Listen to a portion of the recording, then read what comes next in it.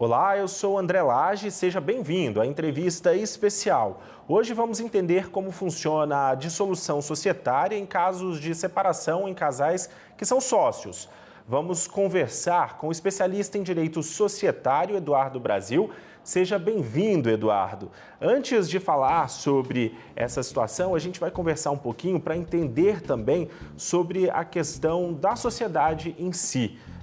Quais são os principais pontos que as pessoas precisam observar? Porque, por exemplo, às vezes o empreendedor tem o capital ali para abrir uma empresa, encontra outra pessoa ali que é um irmão, um amigo, que também tem um capital, eles se juntam e vão abrir uma empresa. A partir dali, eles formam uma sociedade. E aí, antes da gente entrar nos problemas, eu quero saber sobre o que a pessoa precisa ali observar para não ter problemas futuros. Então, quando se vai se montar ali uma sociedade, o que é preciso observar? E muito obrigado pela participação aqui no canal Empreender, Eduardo. Perfeito, André. Primeiro, eu te agradeço a oportunidade de estar falando contigo, com o canal Empreender, que é um canal bem focado e um canal bem nichado. O que eu tenho para te falar, toda a sociedade, assim como o matrimônio, já fazendo um exemplo, via de regra, ela tem uma data para iniciar e às vezes para terminar, Então, fazendo essa analogia, nós temos toda essa dificuldade de como a gente vai caminhar com isso, A grande maioria das empresas no Brasil, que eu posso te falar, e são dados, não sou eu que estou te tirando da minha cabeça, 95% das empresas são de origens familiares ou de partes relacionadas, é aquilo que você falou. É um pai que fez uma sociedade com um primo, ou marido e mulher, ou o pai com os herdeiros, com os filhos, que criam uma sociedade. Outro dado super importante, a maioria das empresas no Brasil são do tipo societário limitada, LTDA. Isso também é um item muito importante. O outro tipo de sociedade que se usa no Brasil, são as duas grandes tipos de sociedade que se usam, é a sociedade anônima, que é um outro tipo de sociedade, com outro tipo de perfil de investimento, um investimento muito maior em alocação. Mas falando da grande realidade das empresas, como é que se abre uma empresa no Brasil? Primeiro ponto, você tem que ter, eu vou falar do passo a passo como deveria ser o correto, Antes de abrir uma sociedade, você tem que ter um alinhamento de propósitos, ou seja, quais são os objetivos daqueles sócios, o que eles querem para a vida, eles querem empreender, ok, querem desenvolver um negócio, aí você vai falar, ok. Só que com o passar do tempo, eles querem crescer, eles querem se desenvolver, eles querem alcançar voos muito elevados, ou pode ser que algum outro sócio queira, não, eu quero crescer um pouquinho e ter uma renda ali para eu poder sobreviver, uma renda complementar. Então, o alinhamento de propósito entre os sócios, sendo marido, mulher ou não, é muito importante. Isso a lei não exige, mas isso é fundamental para o desenvolvimento da sociedade. Um outro aspecto muito importante, capacidade de investimento. Eu estou falando de uma padaria, eu estou falando de um pequeno negócio, eu estou falando de uma grande rede de varejo, de farmácia, uma rede de supermercado, tanto faz. Isso vai aplicar para qualquer um. Estamos montando um business novo, um negócio novo. Qual é a capacidade de investimento que nós temos? Porque só tem dois tipos de investimentos possíveis, grosso modo falando. Quando você inicia uma atividade, o sócio aporta dinheiro no capital social para a empresa poder ter caixa, operação para rodar, ou ele vai atrás de empréstimos bancários, Capital de terceiro, que se chama. Sabemos que o empréstimo bancário no Brasil hoje, os juros, a taxa é muito alta. E geralmente, na grande maioria das vezes, no começo de uma atividade empresarial, você não tem lastro ou histórico bancário para conseguir um empréstimo, Então começa como a sociedade? Com aporte do sócio nela.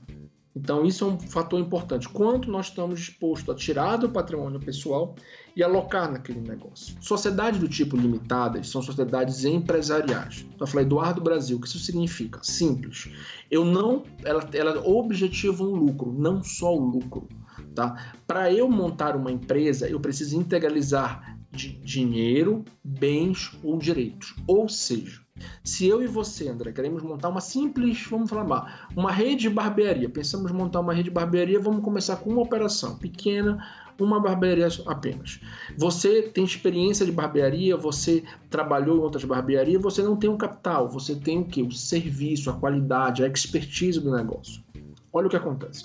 Pela lei brasileira, você não pode integralizar o seu serviço e eu entrar com o meu dinheiro. É vedado, é proibida a integralização em serviço.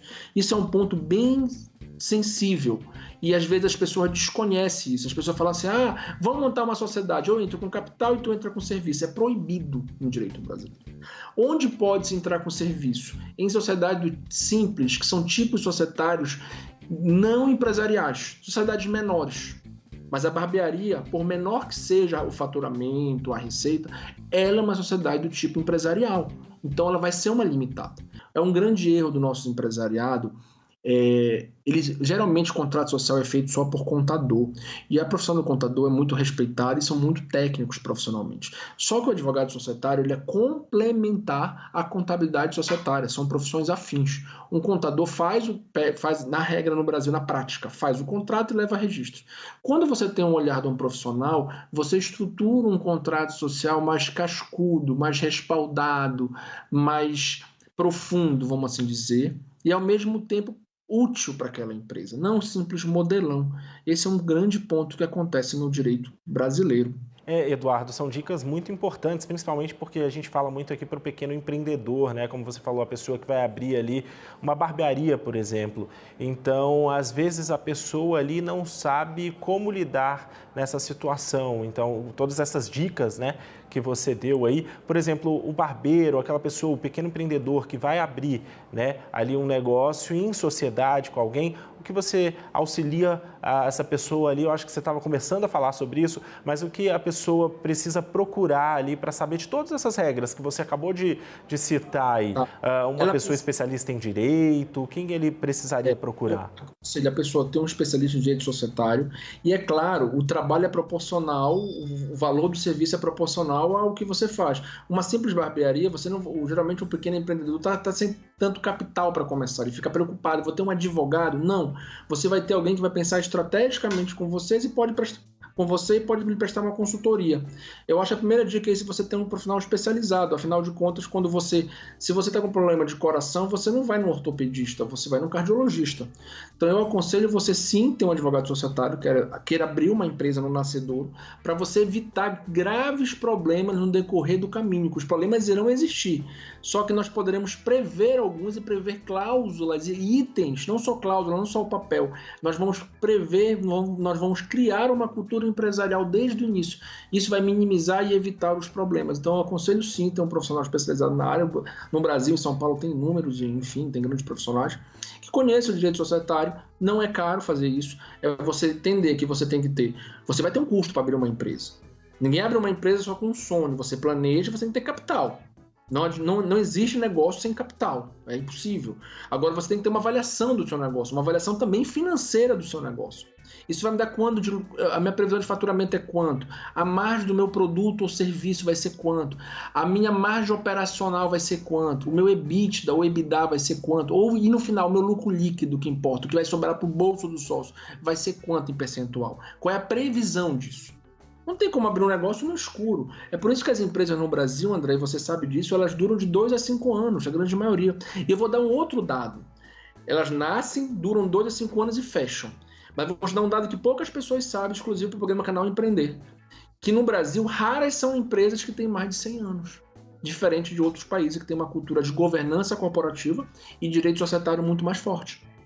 Então, no nascedouro nós temos graves problemas de morte e no final poucas duram. Porque aí já vira problema de sucessão, herança, etc, etc, etc. Então o que eu aconselho para aquele cara que vai abrir uma barbearia? Estude, vá atrás. Se você não tem capital, o Sebrae também é um bom mecanismo de curso, de auxílio gratuito. Você tem um capital um pouquinho maior, invista em profissionais qualificados. Você não está gastando, você está gerando valor para o seu negócio, acerta segurança para o seu negócio. E não é caro, é barato.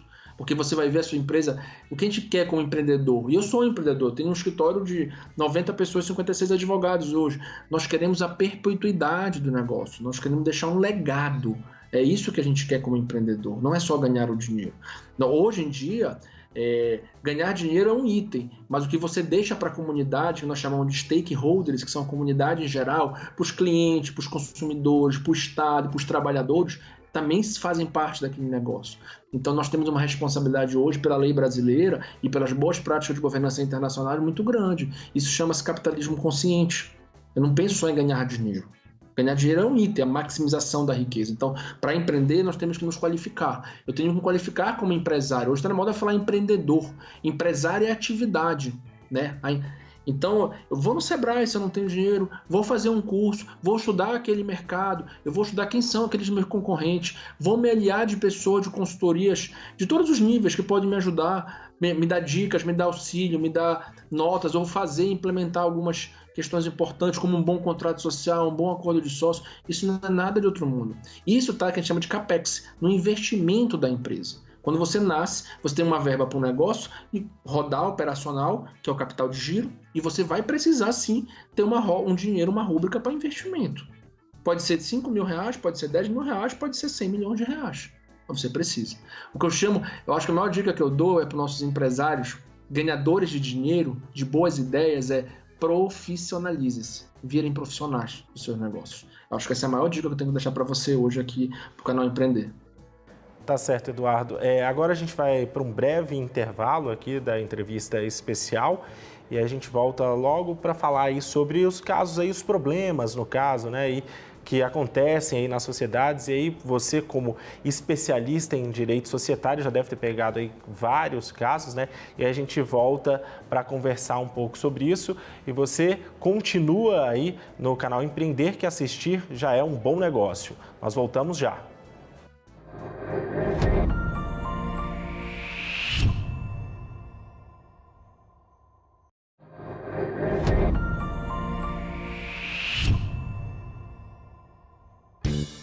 Voltamos do intervalo com a entrevista especial aqui no canal Empreender e hoje estamos falando com o Eduardo Brasil, ele que é especialista em direito societário. Eduardo, obrigado por aguardar aí, por estar aqui conosco nessa entrevista. A gente, no outro bloco, a gente estava falando ali sobre como montar uma empresa, sobre, né, a pessoa que tem um capital, se juntar com uma outra pessoa que tem um capital, amigo, família, enfim. E aí a gente agora vai entrar na questão porque a gente sabe que às vezes nem sempre, né, a questão da sociedade dá certo. Então, às vezes, você como especialista em direito societário já deve ter pegado alguns casos aí dessa situação. Eu queria até por curiosidade saber com você quais são os tipos que você mais pegou aí de casos que não deram certo. Se foi com irmão, com marido, mulher, amigo, quais casos que você precisou entrar para ajudar ali, em casos, eu queria, por curiosidade mesmo, quais seriam os casos que mais você viu que deu errado ali, a questão da sociedade? No Brasil, as empresas têm problemas de várias ordens, mas dois são fundamentais, eu acho que até comentei por alto no início. Quando dinheiro, um sócio quer dinheiro no bolso e o outro quer crescer. Aí há uma dicotomia muito grave, tá?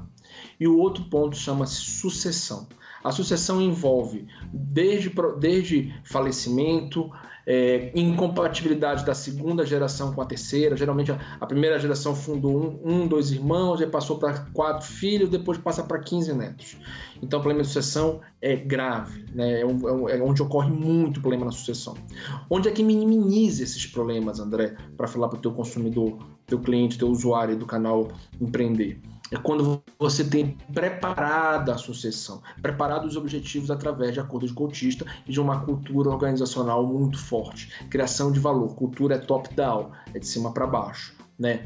Eu não sei te identificar se existe muito problema entre marido e mulher, entre pais e filhos. Eu acredito sim que entre pais e filhos, porque os filhos geralmente são casados com companheiras, então o famoso travesseiro, você cria uma esponja, uma rede. A empresa no começo, você imagina, você tinha uma rede de sorveteria, por exemplo, com 15 lojas, que funcionava bem para dois fundadores e 3 filhos. Com o passar dos anos, cada filho já tem os seus filhos. E aí a empresa não dá para todo mundo, nem todo mundo tem aptidão para trabalhar. Aí é o grande gargalo. Em termos de experiência prática, esse é o ponto que mais eu vi no dia a dia. E o que eu posso te dizer? Quando as empresas não se preparam para isso, elas batem a porta do judiciário. O nosso poder judiciário, ele resolve sim ou não, é legal ou ilegal, e não resolve os problemas da empresa. Nós vamos ter demandas que se arrastam por muito tempo, muitas vezes por juízes que não entendem com profundidade, nem têm a obrigação de saber os detalhes da empresa, o que é um balanço, o que é um DRE, o que é um fluxo de caixa, o que é uma análise financeira de liquidez, de endividamento, etc. E acaba tendo decisões das mais variadas possíveis, aliado num contexto que eu falei há minutos atrás, que o nosso Código Civil de matéria de limitada, ou seja, sociedade do tipo limitada, é muito ambíguo, é muito confuso. Nós temos um verdadeiro carnaval de decisões nesse cenário. Então aí mora um grande problema, sim. Então onde é que a gente evita esse problema? É não ir para o judiciário. Você coloca cláusulas, coloca um acordo de sócio muito bem feito, cria-se uma cultura empresarial. Não deu certo, você cria mecanismo de mediação, ou seja, previamente as pessoas falam, olha, se nós brigarmos, nós vamos contratar um mediador que nós vamos escolher desde já para solucionar nosso problema. Isso é uma saída que tem dado muito certo. Ah, não deu certo, vamos para arbitragem. Só que a arbitragem é cara no Brasil. Nem todo tipo de empresa tem condição de ir para uma arbitragem, que é muito caro iniciar uma arbitragem. Eu tenho algumas, mas é muito caro. Aí acaba indo para o judiciário. E o judiciário não está pronto para resolver esses problemas. Isso é um ponto muito importante. Entrando um pouco no assunto da pauta de hoje, que eu fui convidado, e agradeço muito o convite do canal Empreender, o seu convite, é o seguinte, André. Eu já vi muito contrato social falando de experiência, é o seguinte. Tem dois, marido e mulher, que são casados em comunhão universal de bens. Basicamente, André, no Brasil, eu vou falar de grosso modo, tá? Existem 3 regimes de casamento. Comunhão universal, comunhão parcial e separação total. São os mais conhecidos, tá? Existem outros regimes pouquíssimos usados. O que ocorre?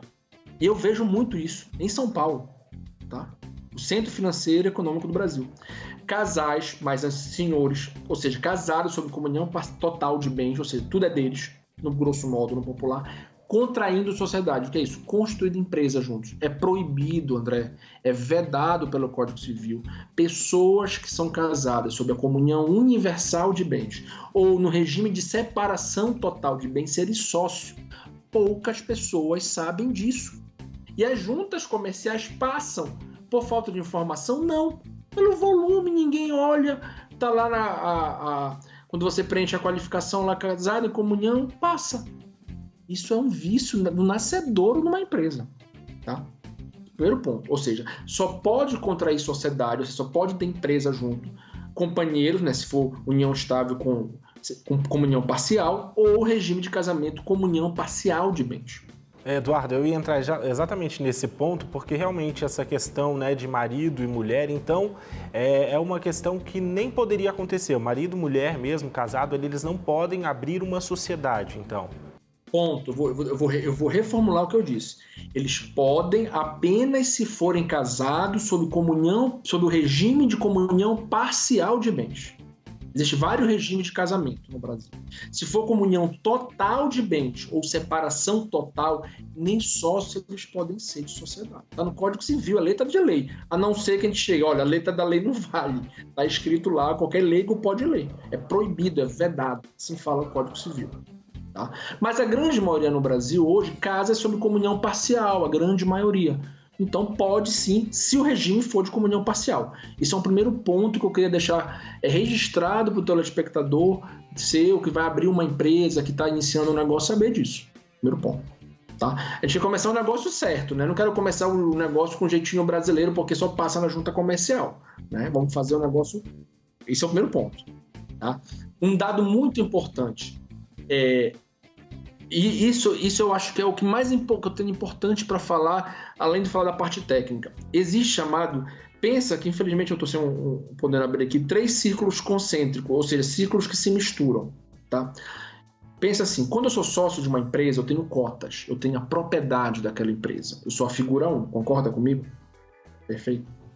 Quando eu estou na gestão da empresa, ou seja, eu estou administrando, eu estou na figura 2, concorda comigo?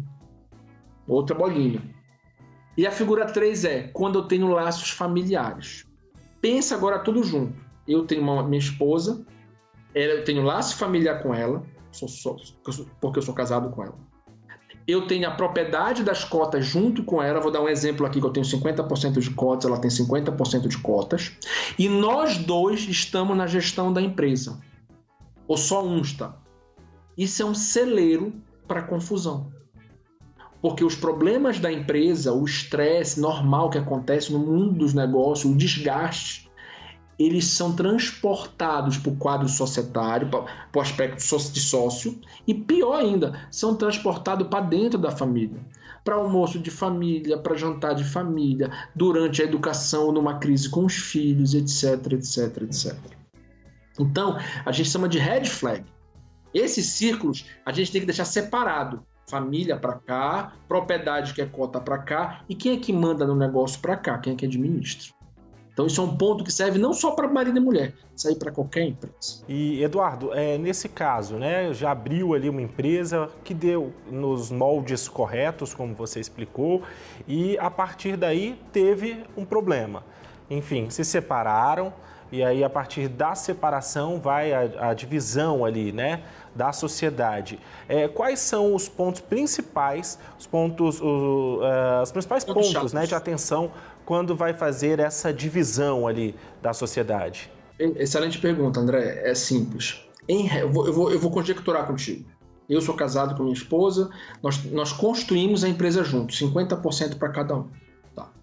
Se nós nos separarmos aqui fora, no mundo real, no primeiro momento, em termos de cotas, isso nada afeta a companhia, a empresa. Vai afetar no termo de relacionamento entre sócios, é evidente. Mas ela não afeta a empresa. Porque se eu sou casado com um regime de comunhão parcial de bens, eu tenho direito a 50% do que eu construí com ela e ela tem 50% de que construiu comigo. Na prática, não muda nada. Eu vou ter 50% de cotas, ela vai ter 50% de cotas. O caos estará instalado na companhia.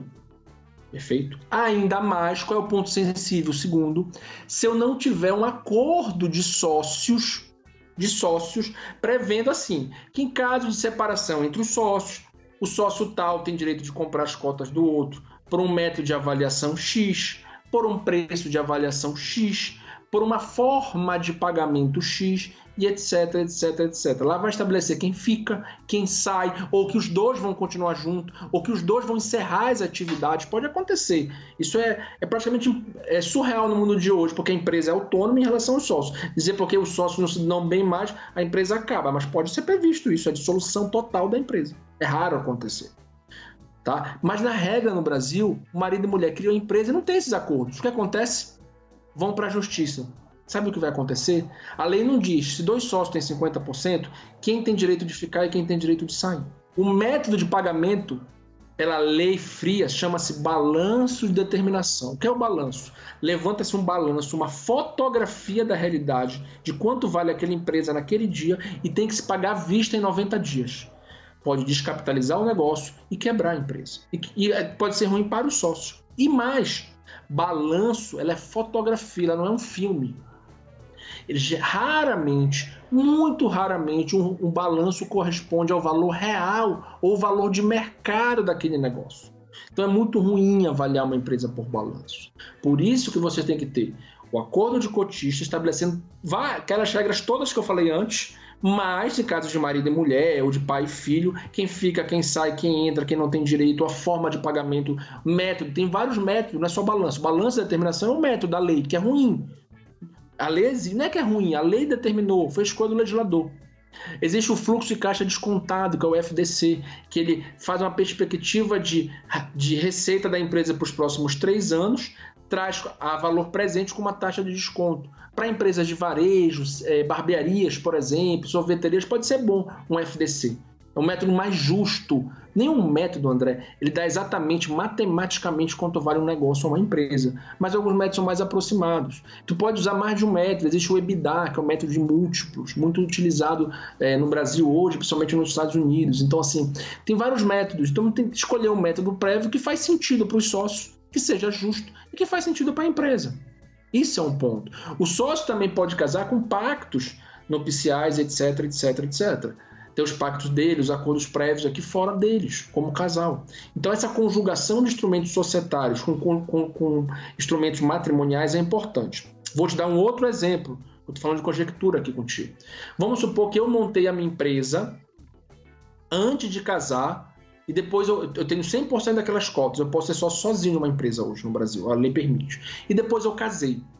Ela, em tese, né, o cônjuge, a minha esposa, que estou separando, não vai ter direito àquela empresa. Mesmo que ela trabalhou em casa, ajudando os filhos, construindo lá, incentivando o marido, ou vice-versa, o marido incentivando ela, etc, etc, não vai ter direito. Agora, se eu montei durante o casamento, ela tem a metade daquelas cotas. Isso é um grande problema. Eduardo, muito obrigado pela sua participação aqui no canal Empreender. Foram dicas valiosas aí, contribuíram com certeza com os nossos telespectadores e empreendedores. Muito obrigado pela sua participação aqui na entrevista especial do canal Empreender. O prazer é meu, André. Obrigado ao canal Empreender. Continuo à disposição. Pessoal, e a entrevista especial fica por aqui. Nós falamos hoje sobre a dissolução societária em casos de separação em casais que são sócios. Nós conversamos com o especialista em direito societário, Eduardo Brasil. Você continua aqui no canal Empreender porque assistir é um bom negócio.